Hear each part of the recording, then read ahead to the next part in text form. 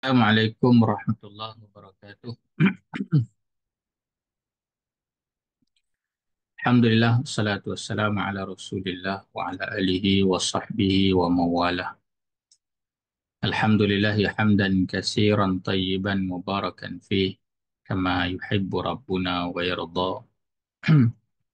Alhamdulillahi wa bini'matihi tatimmus salihan. Kita mulakan dengan membaca Ummul Kitab Al-Fatihah. أعوذ بالله من الشيطان الرجيم. بسم الله الرحمن الرحيم. الحمد لله رب العالمين الرحمن الرحيم مالك يوم الدين إياك نعبد وإياك نستعين اهدنا الصراط المستقيم صراط الذين أنعمت عليهم غير المغضوب عليهم ولا الضالين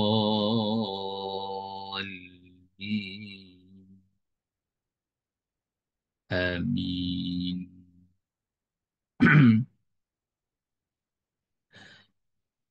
InsyaAllah pada malam ini kita akan sambung halaman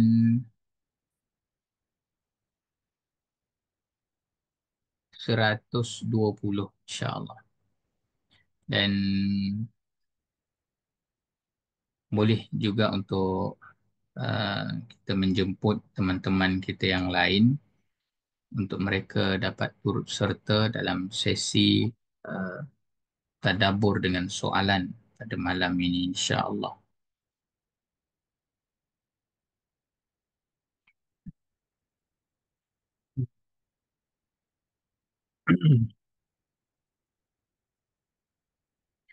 Baik, boleh buka uh, halaman 120.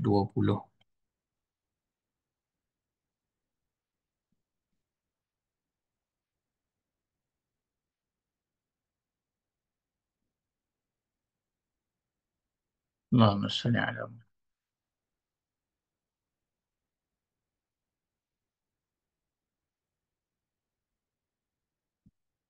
أعوذ بالله من الشيطان الرجيم.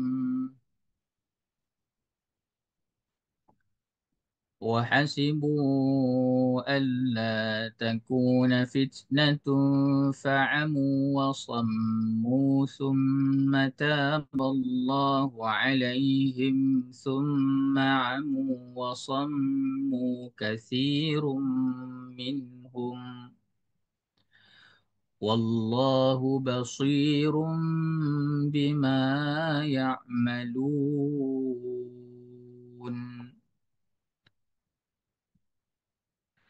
لقد كفر الذين قالوا إن الله هو المسيح ابن مريم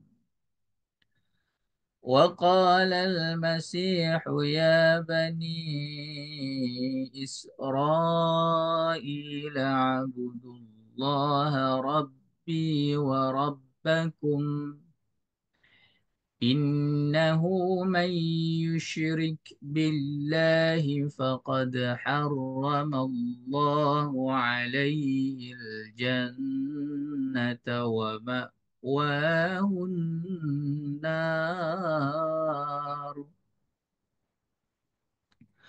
وما للظالمين من أنصار.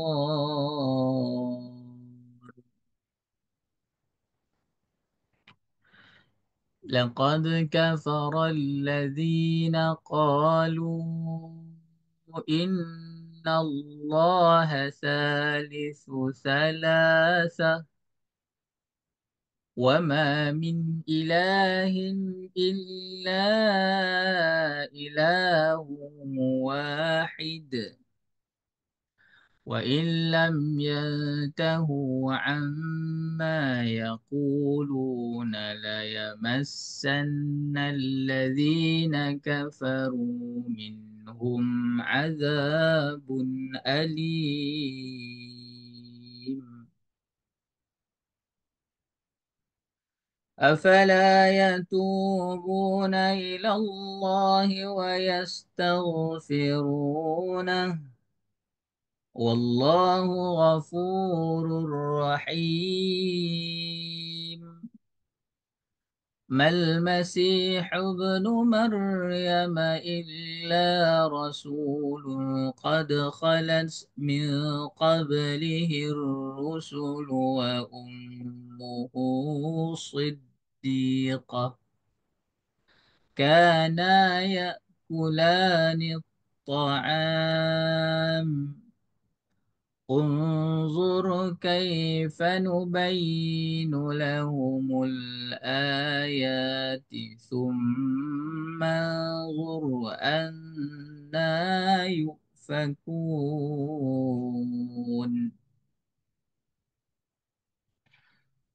قل أتعبدون من دون الله ما لا يملك لكم ضرا ولا نفعا والله هو السميع العليم.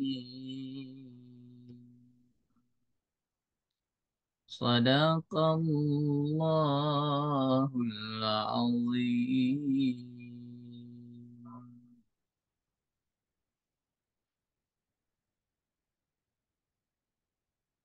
وحسبوا ألا تكون فتنة dan mereka juga menyangka bahawa tidak akan berlaku sebarang fitnah ataupun sebarang bencana.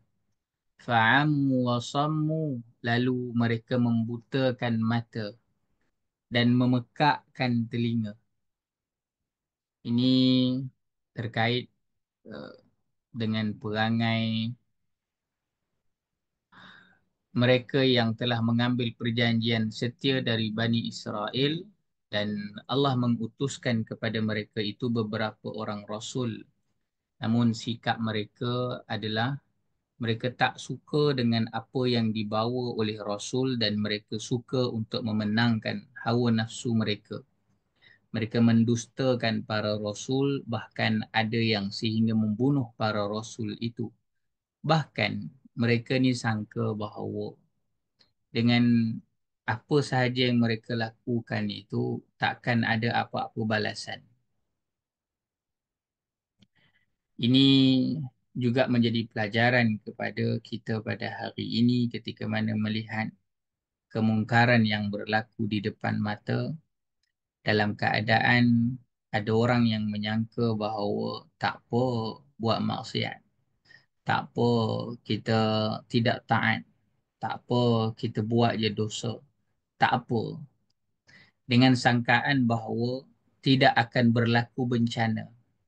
Lalu dengan sengaja memekakkan telinga, dengan sengaja membutakan mata.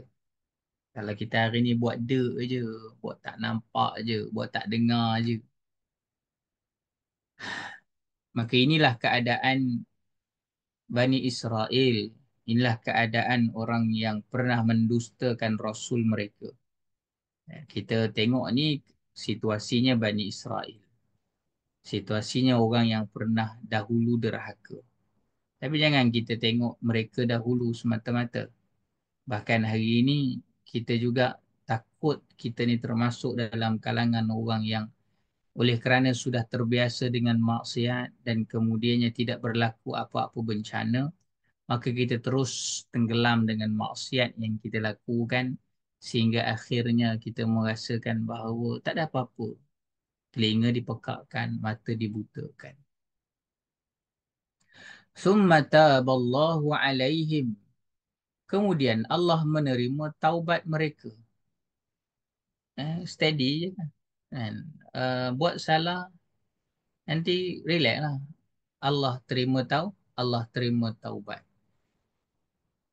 Summa amu wa sammu kasirum minhum. Setelah itu kebanyakan daripada mereka membutakan mata dan memekakkan lagi telinga itu. Buat salah, kemudiannya boleh taubat, kemudiannya pekakkan lagi mata telinga. Allahumma salli ala Muhammad.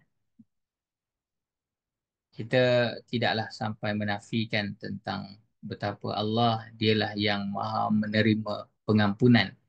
Tetapi dalam keadaan kita juga berhati-hati supaya kita tidak menjadi orang yang mengambil mudah terhadap maksiat, terhadap dosa.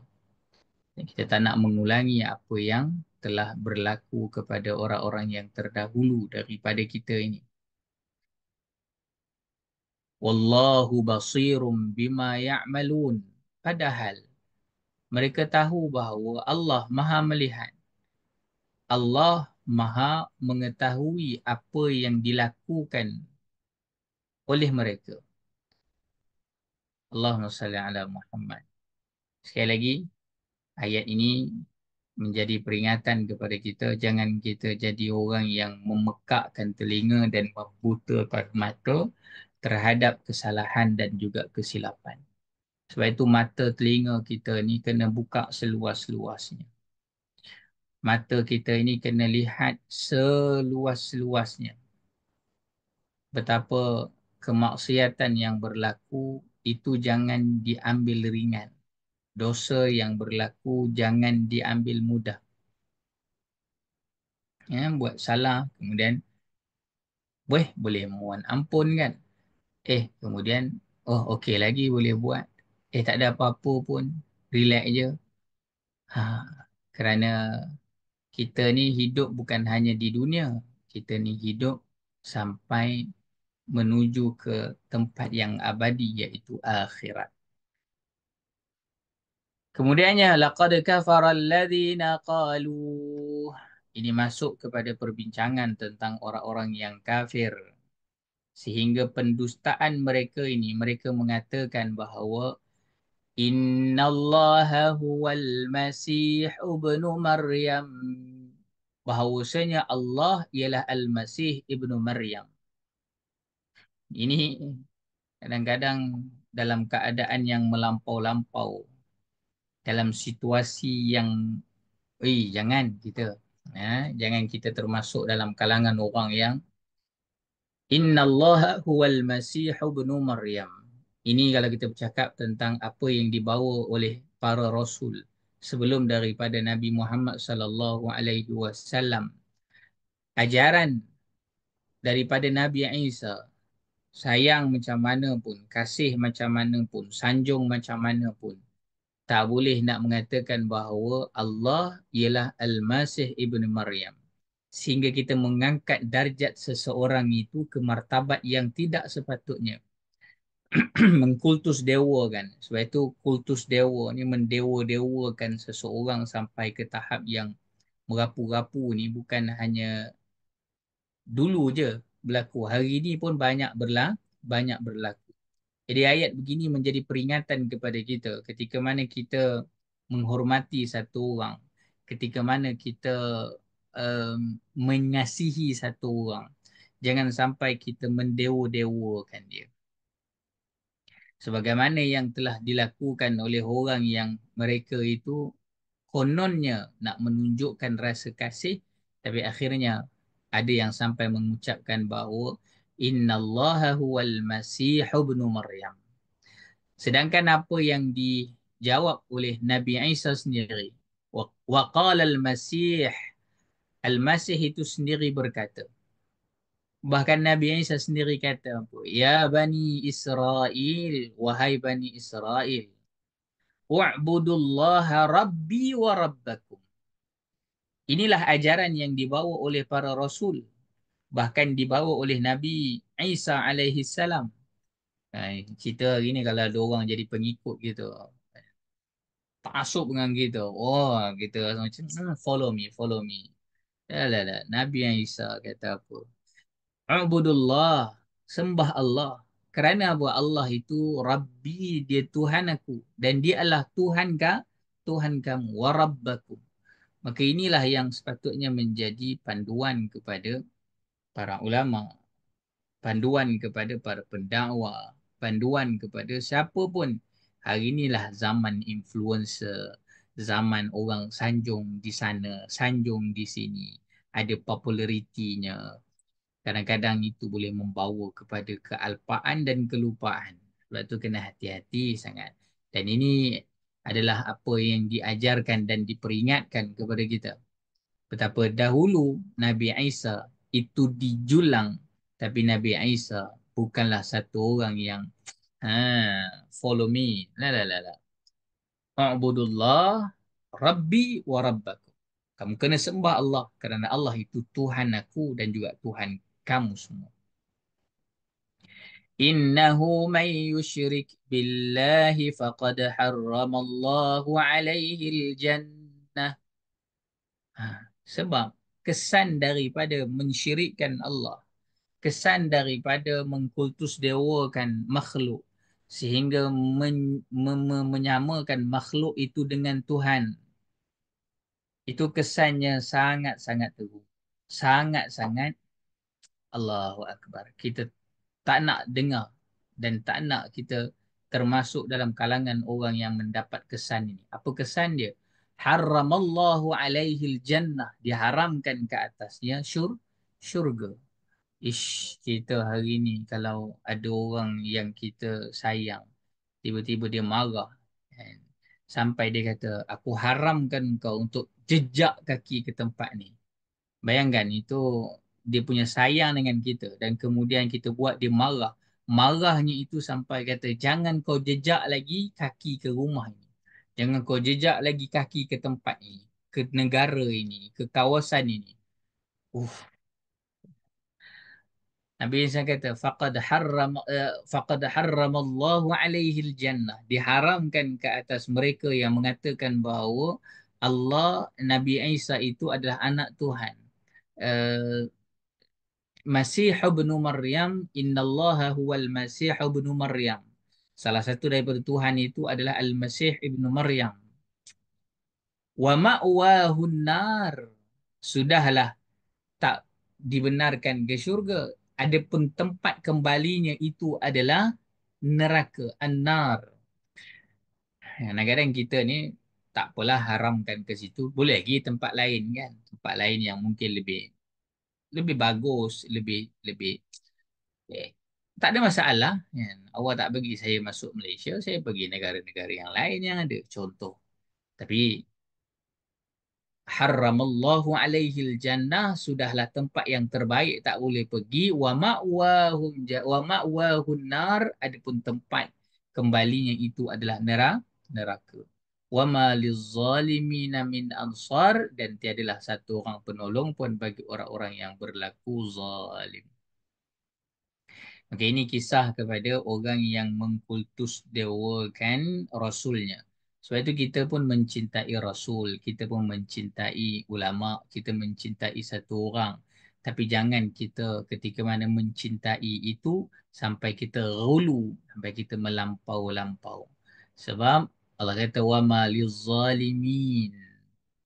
Tidaklah bagi orang-orang yang zalim itu. Zalim ini siapa? Yakni orang-orang yang mensyirikkan Allah Subhanahu wa taala. Tak ada orang-orang macam ni tidak ada penolong bagi tidak ada penolong baginya. Jadi sidang pendengar yang dirahmati Allah Subhanahu wa taala itu panduan untuk kita ambil bersama-sama pada ayat 72. Baik, kita lanjutkan ayat 73. لقد كفر الذين قالوا إن الله ثالث ثلاثة. Ini keyakinan mereka itu Trinity. Ini susah. Saya ingat dulu saya masa belajar subjek perbandingan agama, Kristianisasi. Ini yang salah satu subjek yang kita belajar. Salah satunya adalah debat itu. Innallaha salisu salasa.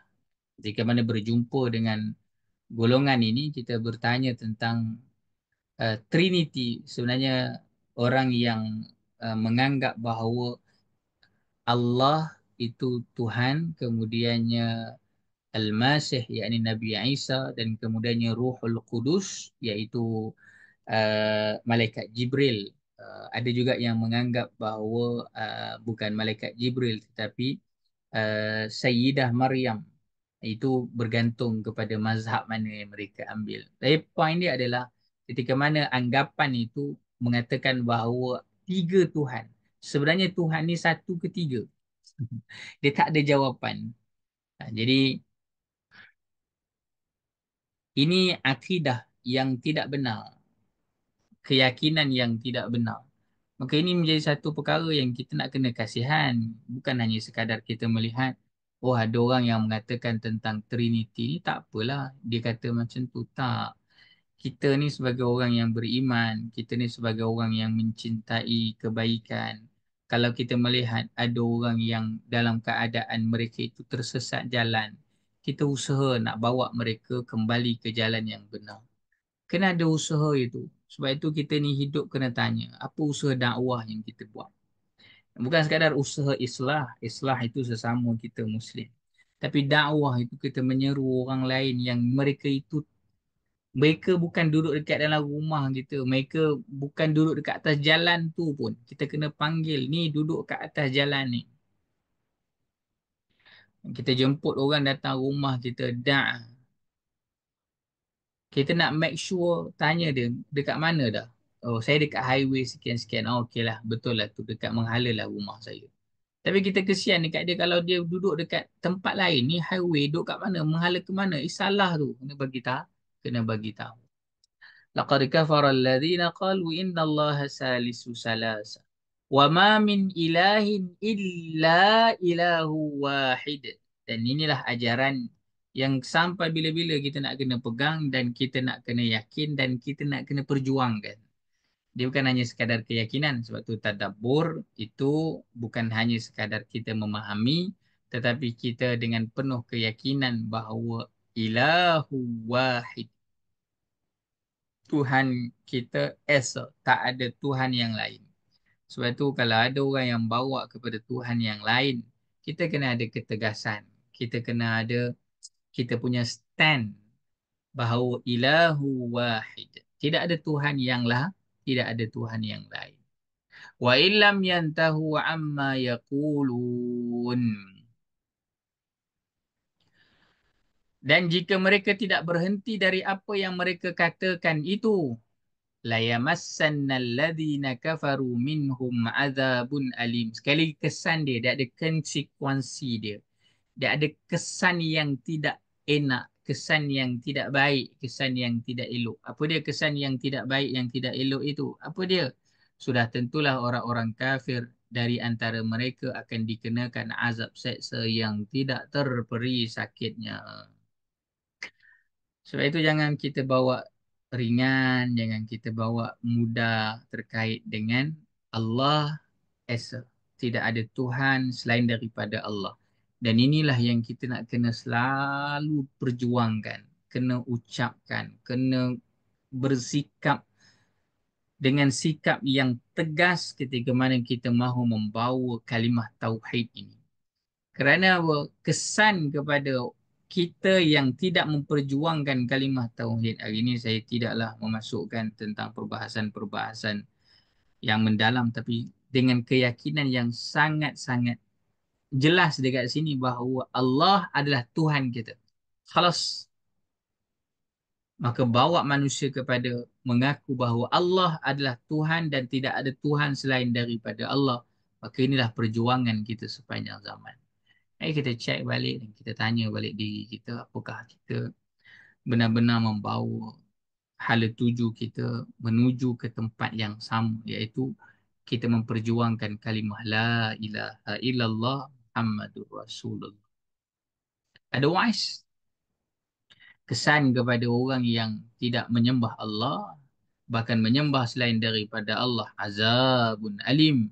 Mereka akan mendapat azab yang tidak terperi pedihnya. Afala yatubuna ilallahi wa yastaghfirunah. Oleh itu tidaklah mereka mahu bertaubat kepada Allah dan memohon keampunannya sesudah mereka mendengar keterangan-keterangan tentang kepercayaan mereka yang salah dan balasan seksanya. Ini kedegilan orang-orang yang terdahulu, dan kita juga mengambil pelajaran daripada ayat ini betapa Allah kata apa dekat hujung ni, wallahu ghafurur rahim. Allah Maha Pengampun, Allah Maha Penyayang. Betapa ruginya kita ketika mana tahu bahawa Allah Maha Pengampun, Allah Maha Penyayang, tapi kita tak nak bawa diri kita untuk mendapat keampunan dan kasih sayang Allah. Kita tak nak bawa masyarakat yang ada di sekeliling kita kepada keampunan dan juga kasih sayang Allah Azza wa Jalla. Ruginya kita. Sedangkan Allah kata, kembalilah kepada Allah, mohonlah ampunan kepada Allah. Jadi kalau kita ada yang tersesat jalan begitu, ada yang mensyirikkan Allah, menduakan Allah, menyembah selain daripada Allah, atau dalam keadaan kita tidak sedar, kita mengkultus dewakan makhluk sehingga kita menganggap dialah yang bagi kita rezeki. Kita menganggap makhluk itu dialah yang memberikan kita sekian, dialah, tanpa kita menyedari tentang Allah Subhanahu wa taala. Saya ingat tentang satu kisah terkait dengan anxiety. Saya saya juga sedang menulis tentang anxiety, uh, ayat-ayat Al-Quran yang menenangkan. Kerana salah satu sebab saya ada panic disorder. Uh, Alhamdulillah dah semakin baik. Cuma bila bercakap tentang anxiety, panic disorder ini, kadang-kadang dia boleh jadi bila berfikir ke depan yang melampau-lampau.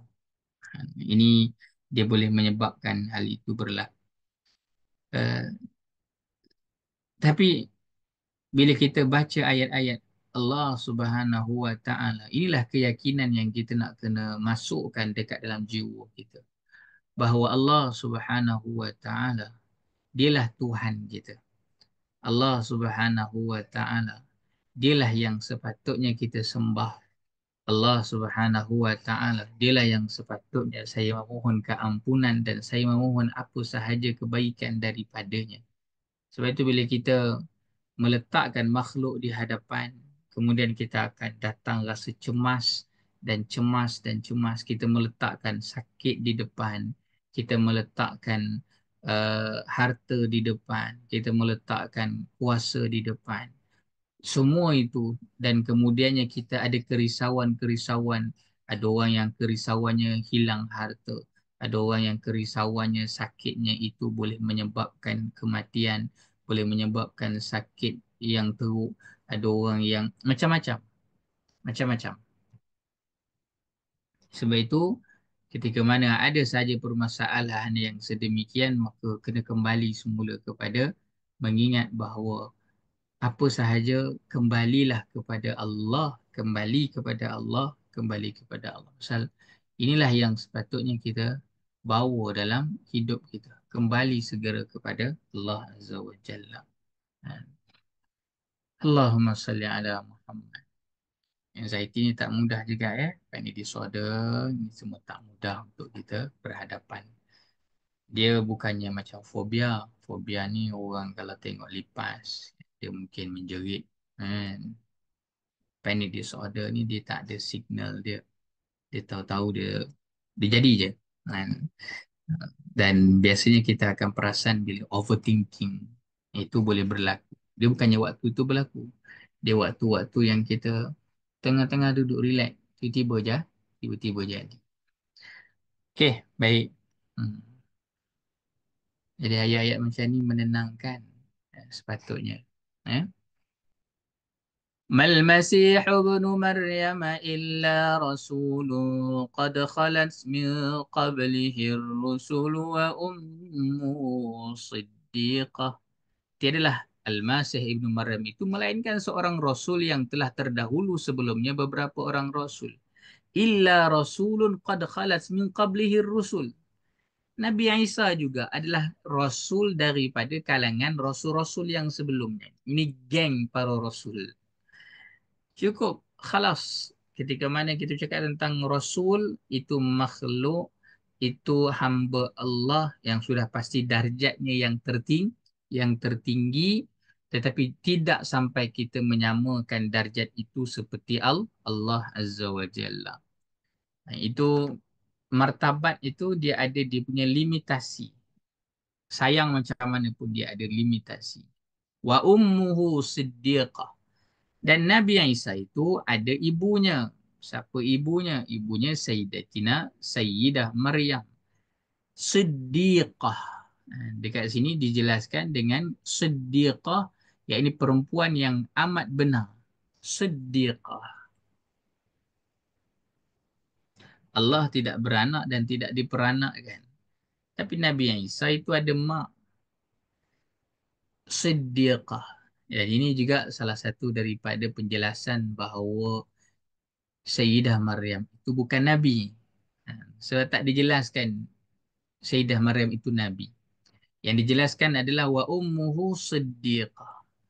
Tidak jelaskan ibunya itu adalah Nabi. Tidak. Bahkan kita tidak berjumpa dengan Nabi perempuan.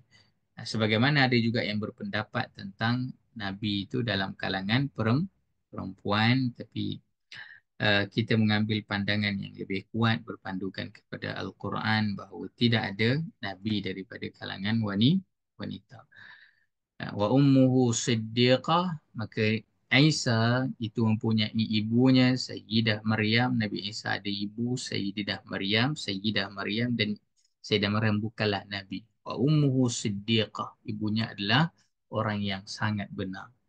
Kana ya'kulani ta'am. Adapun mereka berdua itu adalah memakan makanan seperti kamu juga. Ni nak bagi jelas sungguh-sungguh. Kadang-kadang payah kan kalau nak fikir.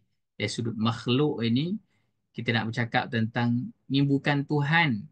Dia pun dia pun makan. Ah, kadang-kadang kadang-kadang orang tak boleh nak faham kan.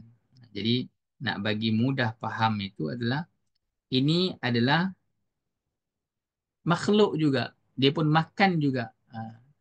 Supaya faham. Sekali lagi, martabat Rasul itu tinggi. Tidaklah kita ini sama dengan martabat mereka.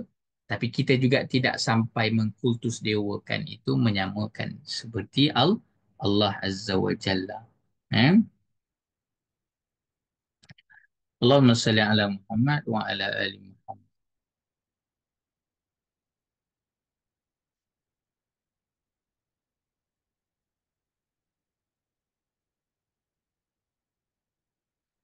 انظر كيف نبين لهم الآيات ثم انظر أنا يؤفكون. Lihatlah bagaimana kami jelaskan kepada mereka, yakni Ahlul Kitab itu keterangan-keterangan yang tegas yang menunjukkan kesesatan mereka. Kemudian lihatlah bagaimana mereka dipalingkan oleh hawa nafsu mereka daripada menerima kebenaran yang jelas nyata itu. Allahumma salli ala Muhammad.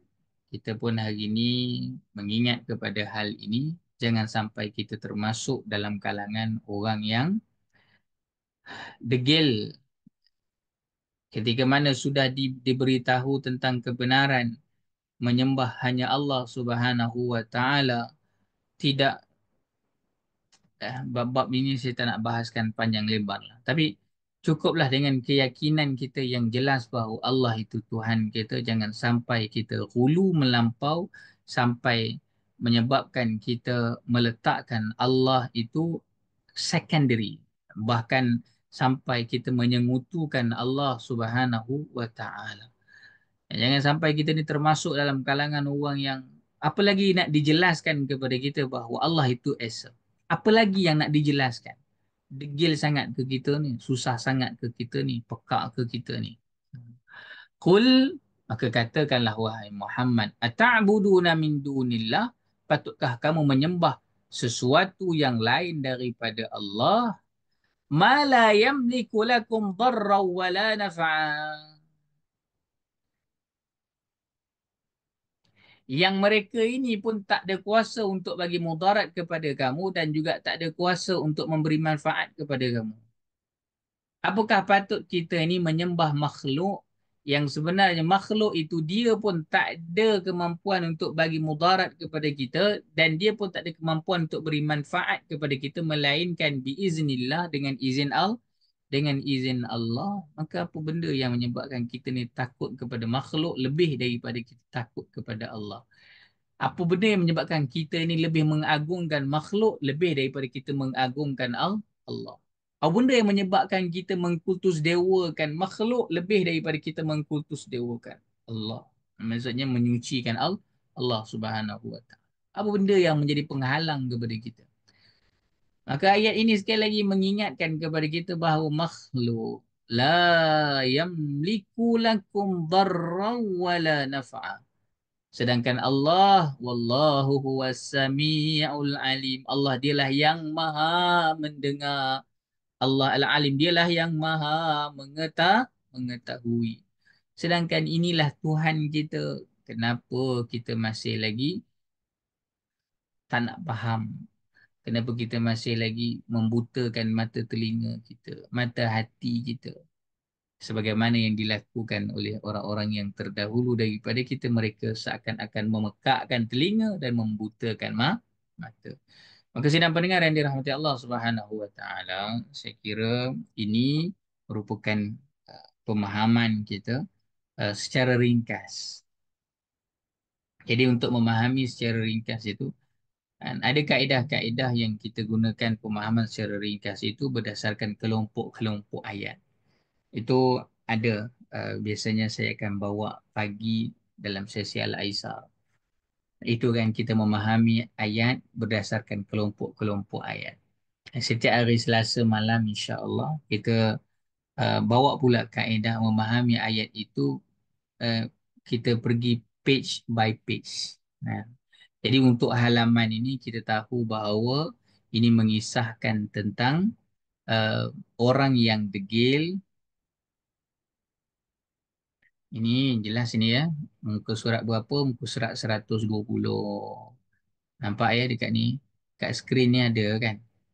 Muka 120 surah Al-Ma'idah. Ya. Hmm. Baik. Allahumma salli ala Muhammad. Jadi kita page by page ni.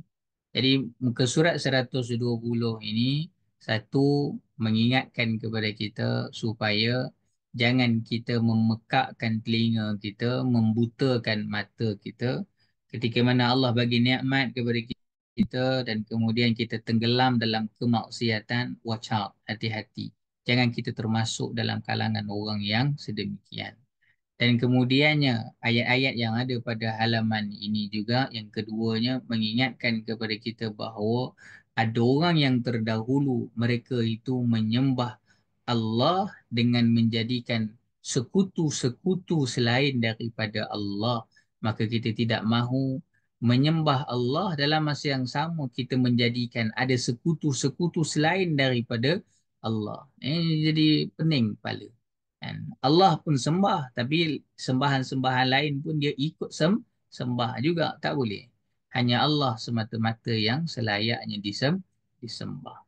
Yang ketiganya, halaman ini mengisahkan tentang Nabi Isa alaihi salam, bagaimana masyarakatnya mengkultus dewakannya sampai berlebih-lebihan. Maka kita hari ini pun ketika mana menyanjung Nabi sallallahu alaihi wasallam, kita menyanjung ulama, kita menyanjung orang-orang tertentu, watch out, hati-hati, jangan sampai berlebih-lebihan hulu. Jangan sampai kita tak ada rasa dan jangan sampai melebih-lebih rasa itu berpada-pada sampai kepada tahap yang dibenarkan. Dan halaman ini juga mengingatkan kepada kita tentang siapakah Allah. Allah dialah Tuhan yang selayaknya disembah. Allah dialah Tuhan yang kita kena tahu bahawa la yamliku lakum darra wala naf'a. Tidak ada yang boleh bagi manfaat, yang boleh bagi mudarat, melainkan hanya Allah Azza wa Jalla semata. Baik, maka ini sebahagian daripada apa yang kita fahami daripada halaman 120 ini, insya-Allah. Allahumma salli ala Muhammad.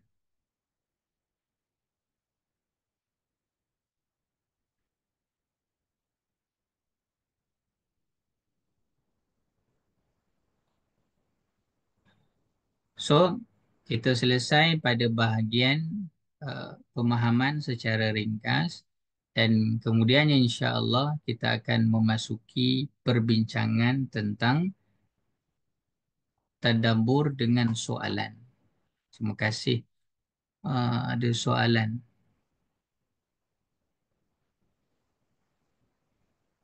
Allah Ta'ala alam. Ana tidak ingat jawapannya. Nanti ana ingat jawapannya, ana akan berikan jawapannya di dalam grup ya, insya-Allah. Digandingkan kalimah muannas dan apa hikmahnya. Baik, mari kita sama-sama lihat halaman 120 beberapa persoalan. Ada 7 soalan seperti mana biasa insya-Allah. Yang pertama, berpandukan kepada ayat ini, a'udzubillahi minasyaitonirrajim. وحسبوا ألا تكون فتنة فعموا وصموا ثم تاب الله عليهم ثم عموا وصموا كثير منهم والله بصير بما يعملون. Dan mereka juga menyangka bahawa tidak akan berlaku sebarang bencana, lalu mereka membutakan mata dan memekakkan telinga. Kemudian Allah menerima taubat mereka. Setelah itu kebanyakan dari mereka membutakan mata dan memekakkan telinga lagi. Padahal Allah melihat apa yang mereka lakukan. Baik. Sedang mendengar yang dirahmati Allah Subhanahu wa taala. Soalan: apakah yang memperdayakan mereka sehingga mereka meninggalkan kepatuhan kepada arahan-arahan Allah? Di sini dijelaskan dalam Al-Qurtubi, mereka yang diambil daripada mereka perjanjian itu menyangka bahawa Allah tidak akan menimpakan ke atas mereka bala bencana dan ujian yang dahsyat. Mereka diperdayakan oleh kata-kata mereka sendiri bahawa kononnya mereka adalah anak-anak Allah dan para kekasihnya. Hal yang sebenarnya adalah mereka diperdayakan oleh tempoh panjang yang diberikan kepada mereka. Jadi hati-hati dalam keadaan bila diberikan nikmat dan kemudiannya tidak diapa-apakan sehingga kita merasa tenang dalam kemaksiatan. Baik, yang keduanya, masih lagi pada ayat yang sama. A'udzubillahi minasyaitonirrajim. Wa hasibu alla takuna fitnatun fa'amu wa sammu summa taballahu alaihim. Summa amu wa sammu kathirun minhum. Wallahu basirun bima ya'malun. Dan mereka juga menyangka bahawa tidak akan berlaku sebarang bencana, lalu mereka membutakan mata dan memekakkan telinga. Kemudian Allah menerima taubat mereka. Setelah itu kebanyakan dari mereka membutakan mata dan memekakkan telinga lagi, padahal Allah Maha melihat akan apa yang mereka lakukan. Soalan: ayat ini menerangkan kelembutan Allah kepada hambanya dan kejahilan para hambanya akan manfaat diri mereka sendiri. Jelaskan. Baik, di sini pandangan daripada Ibnu Atiyah. Allah menerima taubat mereka dengan mengembalikan mereka kepada ketaatan dan kebenaran. Di antara keagungan lafaz ini adalah apabila ia disandarkan kepada Allah, taballah. Taba kemudian Allah. Dengan penyandaran perkataan, membutakan mata dan memekakkan telinga kepada mereka yang membawa maksud kesesatan mereka. Maka ini menunjukkan kelembutan Allah Subhanahu wa taala. Allah taballah, disandarkan kepada Allah. Sedangkan makhluk ini yang membutakan mata dan memekakkan telinga, ini kejahilan hambanya. Baik. Kemudiannya yang ketiga, a'udzubillahi minasyaitonirrajim. لقد كفر الذين قالوا إن الله هو المسيح ابن مريم وقال المسيح يا بني إسرائيل اعبدوا الله ربي وربكم. Demi sesungguhnya telah kafirlah orang-orang yang berkata bahawasanya Allah ialah Al-Masih ibnu Maryam. Padahal Al-Masih sendiri berkata, wahai Bani Israel, sembahlah Allah, Tuhanku dan Tuhan kamu. Soalan, mengapakah disebutkan kata-kata Nabi Isa alaihi salam selepas sebutan kata-kata para Nasrani? Hmm. Orang Nasrani kata begini dan selepas itu disebutkan kata-kata Nabi Isa. Kenapa? Baik, dalam As-Sa'di, Allah memberitahu akan kekufuran orang-orang Nasrani yang mengatakan bahawasanya Allah ialah Al-Masih ibnu Maryam. Disebabkan keraguan mereka bahawa Nabi Isa alaihi salam dilahirkan daripada ibu tanpa mempunyai bapa yang bercanggahan dengan keadaan ciptaan-ciptaan Allah yang lain. Maka Nabi Isa menafikan dakwaan mereka. Mereka mengatakan sedemikian, maka ayat ini disebutkan terus perkataan Nabi Isa itu dengan penafian. Wahai Bani Israel, sembahlah Allah, Tuhanku dan Tuhan kamu. Ini membuktikan bahawa baginda mengabdikan dirinya kepada Allah sepenuhnya dan mengakui akan kekuasaan penuh Allah ke atas seluruh makhluknya. Tidaklah menjadikan uh, kehebatan ataupun kepelikan yang ada pada diri itu. Pasal hari ini, tak apalah. Nanti panjang kita bawa ke isu lain pula. Okey. So, itu clear. Lepas itu disebutkan kata-kata Nabi Isa selepas sebutan kata-kata Nasrani. Baik, yang keempat. Afala yatubuna ila Allah wa yastaghfiruna wallahu ghafurur rahim. Oleh itu, tidaklah mereka mahu bertaubat kepada Allah dan memohon keampunannya sesudah mereka mendengar keterangan-keterangan tentang kepercayaan mereka yang salah dan balasan seksanya. Padahal Allah Maha Pengampun lagi Maha Mengasihani. Soalan, mengapakah disebutkan taubat dan istighfar sekaligus dalam ayat ini? Fala yatubuna ilallah wa yastaghfiruna. Kenapa disebutkan taubat dan juga istighfar? Ibnu Ashur, taubat adalah apabila satu orang itu berazam untuk tidak melakukan kesalahan yang sama pada masa akan datang dan kembali kepada pegangannya yang benar. Itu adalah taubat. Adapun istighfar adalah permohonan keampunan atas apa yang telah mereka lakukan pada masa yang lepas dan penyesalannya atas apa yang luput daripadanya disebabkan pegangannya yang batil.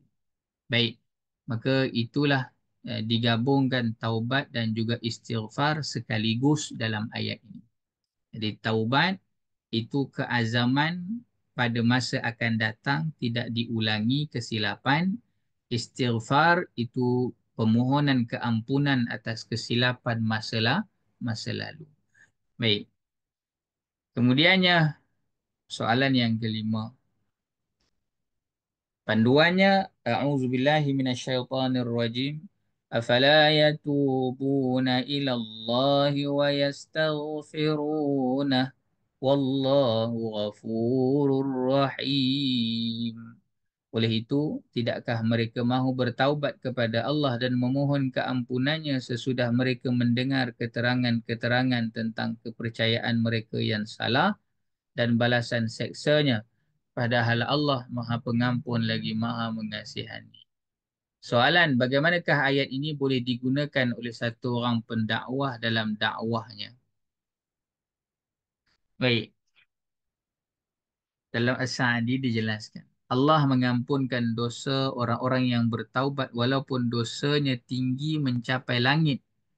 Allah merahmati mereka dengan menerima taubat mereka, menukarkan kesalahan-kesalahan mereka dengan kebaikan dan memulakan mengajak mereka bertaubat.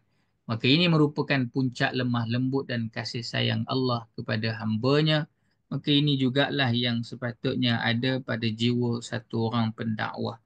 Satu orang pendakwah, kita bukanlah kerja kita menghukum orang lain, yang sana salah, yang sini salah. Sampai seteruk-teruk orang pun kita selalu menganggap bahawa Allah itu maha pengampun, Allah itu maha pengasih, Allah itu maha penyayang.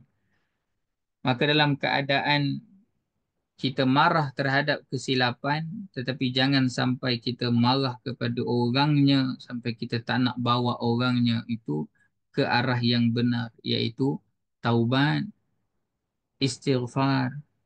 Inilah yang sepatutnya ada pada jiwa satu orang da'i. Kena ada rasa kasihan tengok ada orang tersilap. Kita pun banyak silap kita.